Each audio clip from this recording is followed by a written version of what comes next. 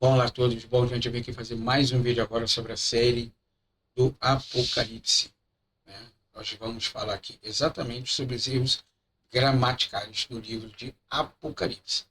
Lembrando, é claro, que nós estamos falando da questão de erros gramaticais e alguns erros também de sintaxe e de tradução também, tá? Infelizmente, nós temos aqui algumas abordagens um pouco estranhas, fora do comum, né? Não porque estamos no século XXI, lendo o texto aqui, então, dessa forma, mas exatamente porque o texto ele se encontra numa abordagem totalmente diferente, que a gente não está conseguindo entender o que o nosso escriba queria dizer ali.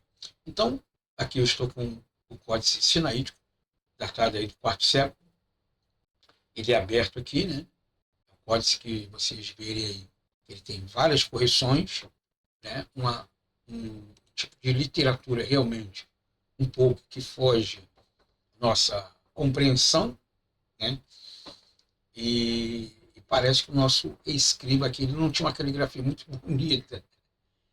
Então aqui você vê um erro aqui, ó, de uma adição na palavra, né? Uma correção.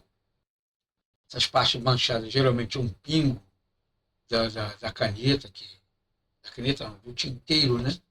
Vamos dizer assim, para você entender melhor. E o texto que nós vamos ler exatamente está aqui embaixo. Você vê que há uma dificuldade de abordagem em querer tentar ler aqui, porque realmente está um pouco borrado, né? Algumas partes aqui a gente está tentando analisar, mas realmente está um pouco difícil de entender. Então nós vamos partir exatamente aqui então para o texto do interlinear do Novo Testamento. Tá bom? Está aqui um pouquinho para ficar melhor a leitura, para você ver bem claramente. E vamos ler exatamente o capítulo de número 4, começando aqui então pelo verso de número 1. Tá?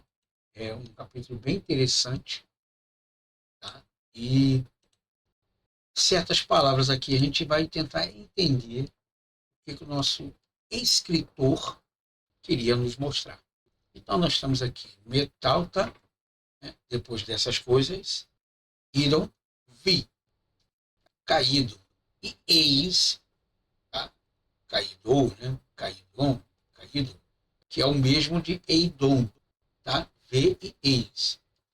Tura, uma porta, né? Ou porta, né? Enelgneme, que é aqui, na verdade, uma construção em andamento, tá bom? É o imperfeito. Ento, aqui é a preposição, né? Locativa, em no, eu vi uma porta onde no céu, Irã, né? No céu. Caefone, ó, presta bem atenção essa daqui, ó. Caefone, e a voz, como a primeira, né? Proste, prote, né? De pré, que é antes,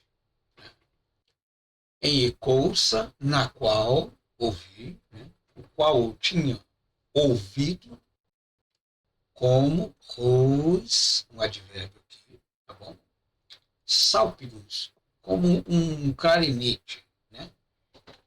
Lalou-se, isso aqui que eu quero que vocês entendam. Lalou-se, sálpidos, ok? Muito bem. Metemo vem de metar, né? Que é com, como aqui está usando a forma construta, então esse camarada aqui ele é abreviado para se ler exatamente junto com o construto. Então você não lê met-emo, se lê metemo, metemo. Falou comigo, tá? Falou o quê?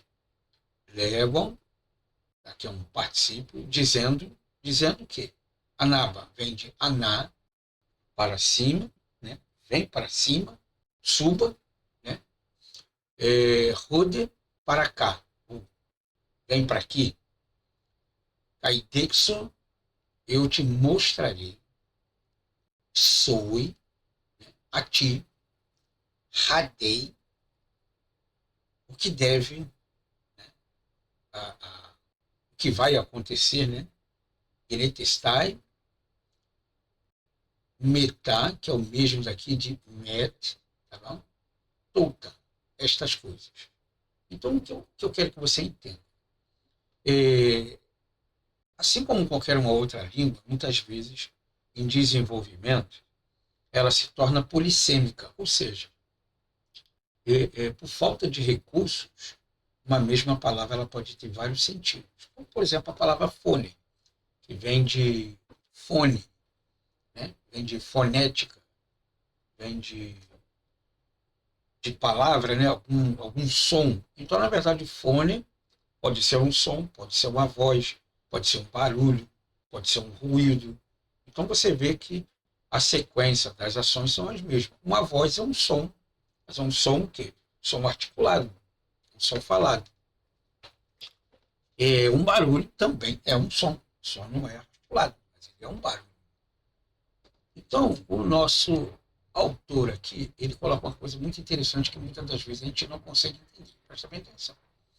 Depois dessas coisas vi que eis uma porta aberta no céu. Tá?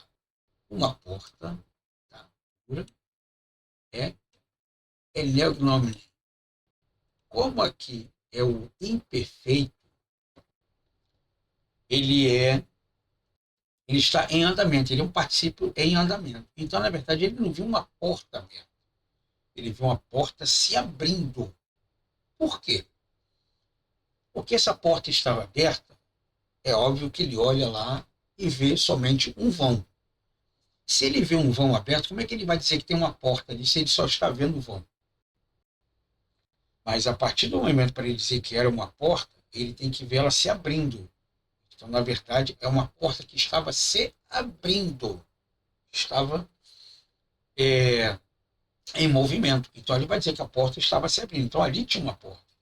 Então, o primeiro problema que nós temos de tradução em português é exatamente essa daqui. No céu.